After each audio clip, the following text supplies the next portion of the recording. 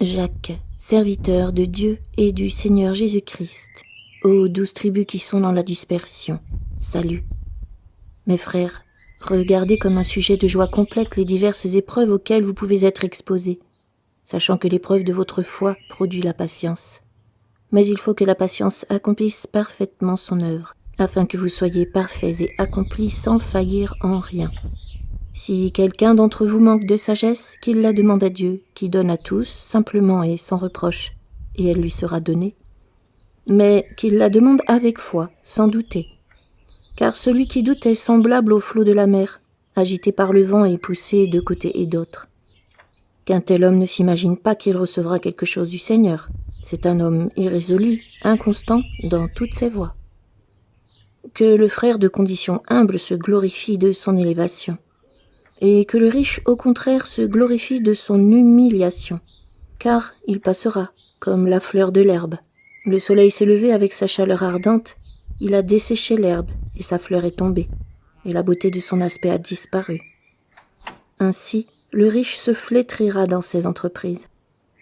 Heureux l'homme qui supporte patiemment la tentation, car après avoir été éprouvé, il recevra la couronne de vie que le Seigneur a promise à ceux qui l'aiment. Que personne, lorsqu'il est tenté, ne dise « c'est Dieu qui me tente », car Dieu ne peut être tenté par le mal, et il ne tente lui-même personne. Mais chacun est tenté quand il est attiré et amorcé par sa propre convoitise. Puis la convoitise, lorsqu'elle a conçu, enfante le péché, et le péché, étant consommé, produit la mort. Ne vous y trompez pas, mes frères bien-aimés. Toute grâce excellente et tout don parfait descendent d'en haut, du Père des Lumières, chez lequel il n'y a ni changement ni ombre de variation. Il nous a engendrés selon sa volonté, par la parole de vérité, afin que nous soyons en quelque sorte les prémices de ses créatures. Sachez-le, mes frères bien-aimés, ainsi que tout homme soit prompt à écouter, lent à parler, lent à se mettre en colère. Car la colère de l'homme n'accomplit pas la justice de Dieu. C'est pourquoi, rejetant toute souillure et tout excès de malice, recevez avec douceur la parole qui a été plantée en vous et qui peut sauver vos âmes.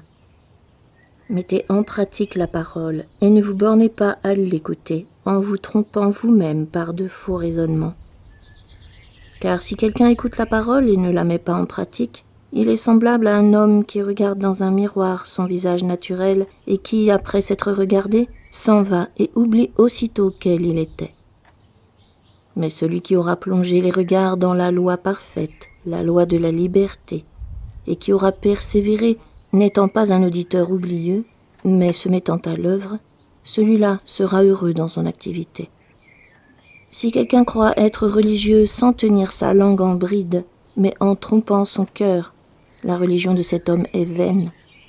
La religion pure et sans tache, devant Dieu notre Père, consiste à visiter les orphelins et les veuves dans leurs afflictions et à se préserver des souillures du monde. Mes frères, que votre foi en notre glorieux Seigneur Jésus-Christ soit exempte de toute acception de personne. Supposez en effet qu'il entre dans votre assemblée un homme avec un anneau d'or et un habit magnifique, et qu'il y entre aussi un pauvre misérablement vêtu.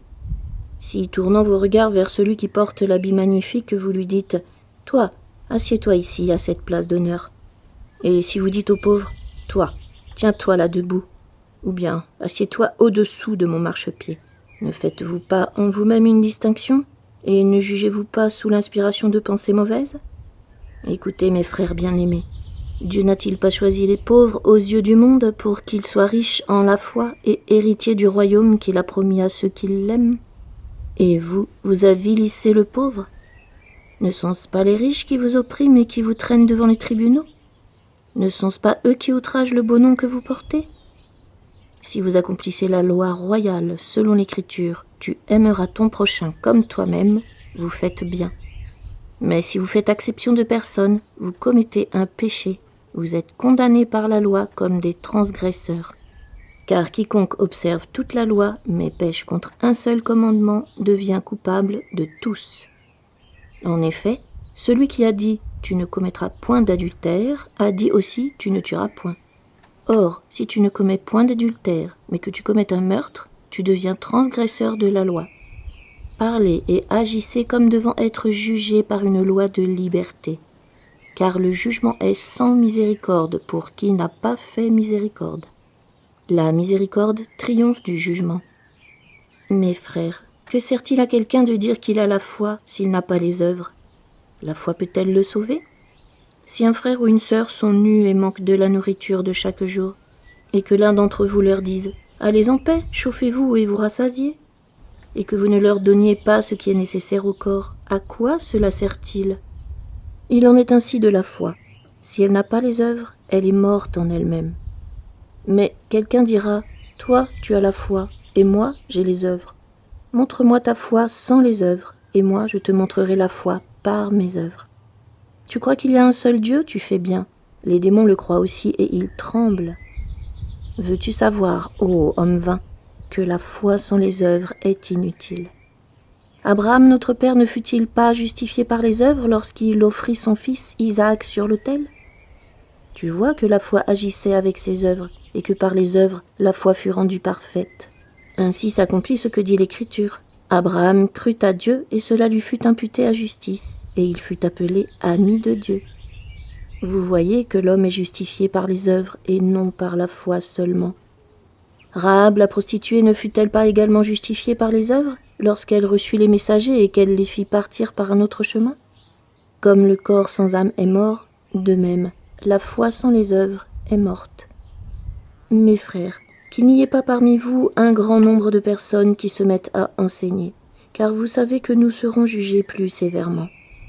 Nous bronchons tous de plusieurs manières. Si quelqu'un ne bronche point en parole, c'est un homme parfait, capable de tenir tout son corps en bride. Si nous mettons le mors dans la bouche des chevaux pour qu'ils nous obéissent, nous dirigeons aussi leur corps tout entier. Voici, même les navires qui sont si grands et que poussent des vents impétueux, sont dirigés par un très petit gouvernail au gré du pilote. De même, la langue est un petit membre et elle se vante de grandes choses. Voici comme un petit feu peut embraser une grande forêt. La langue aussi est un feu, c'est le monde de l'iniquité. La langue est placée parmi nos membres, souillant tout le corps et enflammant le cours de la vie, étant elle-même enflammée par la géhenne. Toutes les espèces de bêtes et d'oiseaux, de reptiles et d'animaux marins sont domptées et ont été domptées par la nature humaine. Mais la langue, aucun homme ne peut la dompter. C'est un mal qu'on ne peut réprimer. Elle est pleine d'un venin mortel. Par elle, nous bénissons le Seigneur notre Père, et par elle, nous maudissons les hommes faits à l'image de Dieu. De la même bouche sortent la bénédiction et la malédiction. Il ne faut pas, mes frères, qu'il en soit ainsi. La source fait-elle jaillir par la même ouverture l'eau douce et l'eau amère? Un figuier, mes frères, peut-il produire des olives? Ou une vigne des figues? De l'eau salée ne peut pas non plus produire de l'eau douce. Lequel d'entre vous est sage et intelligent? Qu'il montre ses œuvres par une bonne conduite, avec la douceur de la sagesse. Mais si vous avez dans votre cœur un zèle amer et un esprit de dispute, ne vous glorifiez pas et ne mentez pas contre la vérité.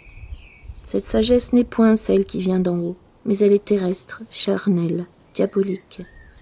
Car là où il y a un zèle amer et un esprit de dispute, il y a du désordre et toutes sortes de mauvaises actions. La sagesse d'en haut est premièrement pure, ensuite pacifique, modérée, conciliante, pleine de miséricorde et de bons fruits, exempte de duplicité, d'hypocrisie. Le fruit de la justice est semé dans la paix par ceux qui recherchent la paix.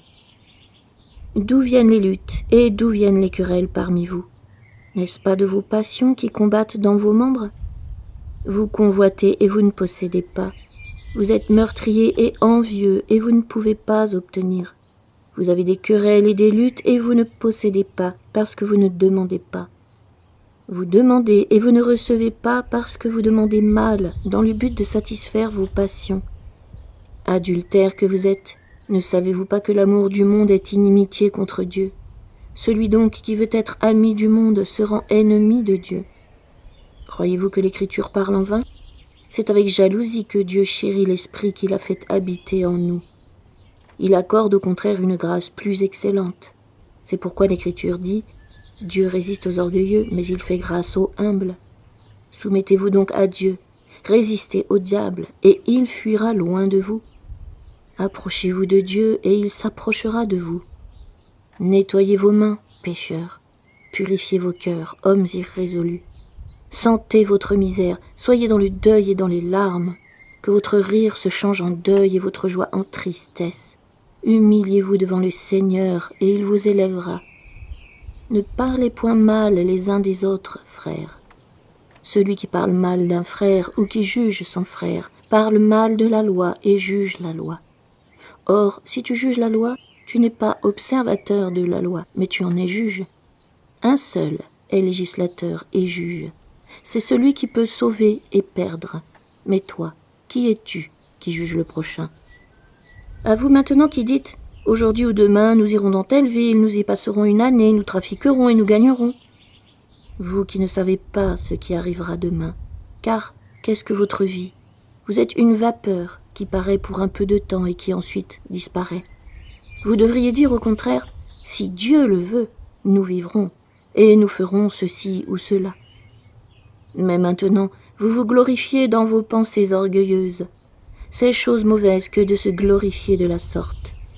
Celui donc qui sait faire ce qui est bien et qui ne le fait pas commet un péché. À vous maintenant, riches, pleurez et gémissez à cause des malheurs qui viendront sur vous. Vos richesses sont pourries et vos vêtements sont rongés par les teignes. Votre or et votre argent sont rouillés, et leur rouille s'élèvera en témoignage contre vous, et dévorera vos chairs comme un feu. Vous avez amassé des trésors dans les derniers jours. Voici, le salaire des ouvriers qui ont moissonné vos champs et dont vous les avez frustrés crie, et les cris des moissonneurs sont parvenus jusqu'aux oreilles du Seigneur des armées. Vous avez vécu sur la terre dans les voluptés et dans les délices. Vous avez rassasié vos cœurs au jour du carnage. Vous avez condamné, vous avez tué le juste qui ne vous a pas résisté.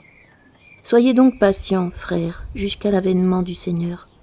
Voici, le laboureur attend le précieux fruit de la terre, prenant patience à son égard, jusqu'à ce qu'il ait reçu les pluies de la première et de l'arrière-saison. Vous aussi, soyez patients, affermissez vos cœurs, car l'avènement du Seigneur est proche. Ne vous plaignez pas les uns des autres, frères, afin que vous ne soyez pas jugés. Voici, le juge est à la porte. Prenez, mes frères, pour modèle de souffrance et de patience, les prophètes qui ont parlé au nom du Seigneur. Voici, nous disons bienheureux ceux qui ont souffert patiemment. Vous avez entendu parler de la patience de Job, et vous avez vu la fin que le Seigneur lui accorda, car le Seigneur est plein de miséricorde et de compassion. Avant toute chose, mes frères, ne jurez ni par le ciel, ni par la terre, ni par aucun autre serment, mais que votre oui soit oui, et que votre non soit non, afin que vous ne tombiez pas sous le jugement. Quelqu'un parmi vous est-il dans la souffrance? Qu'il prie. Quelqu'un est-il dans la joie? Qu'il chante des cantiques. Quelqu'un parmi vous est-il malade? Qu'il appelle les anciens de l'Église et que les anciens prient pour lui, en loignant d'huile au nom du Seigneur. La prière de la foi sauvera le malade, et le Seigneur le relèvera. Et s'il a commis des péchés, il lui sera pardonné. Confessez donc vos péchés les uns aux autres, et priez les uns pour les autres, afin que vous soyez guéris. La prière fervente du juste a une grande efficace. Élie était un homme de la même nature que nous. Il pria avec instance pour qu'il ne plût point, et il ne tomba point de pluie sur la terre pendant 3 ans et 6 mois. Puis il pria de nouveau, et le ciel donna de la pluie, et la terre produisit son fruit. Mes frères, si quelqu'un parmi vous s'est égaré loin de la vérité, et qu'un autre l'y ramène, qu'il sache que celui qui ramènera un pécheur de la voie où il s'est égaré sauvera une âme de la mort et couvrira une multitude de péchés.